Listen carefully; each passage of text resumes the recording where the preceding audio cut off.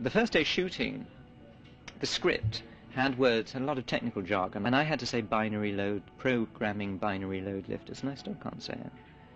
And we must have done maybe 5 or 6 takes before it occurred to me it didn't matter what I said, because my lips weren't moving. Sitting down was impossible in the costume.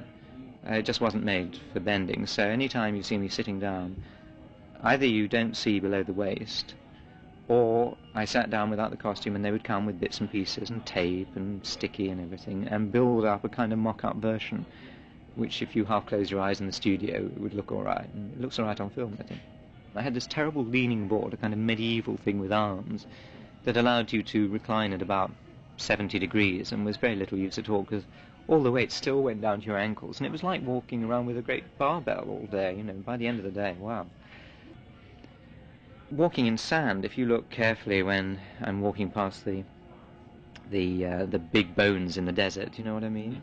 Mm-hmm. You can see that I can barely move, and in fact, just as I got round the corner, I fell over for the only time in the film, and was found sticking completely stick-like at an angle with my arm at 90 degrees sticking into the sand. So there I was, propped up on one arm, which stuck right in the sand, and they just came, because once fallen down, I couldn't then retrieve myself at all.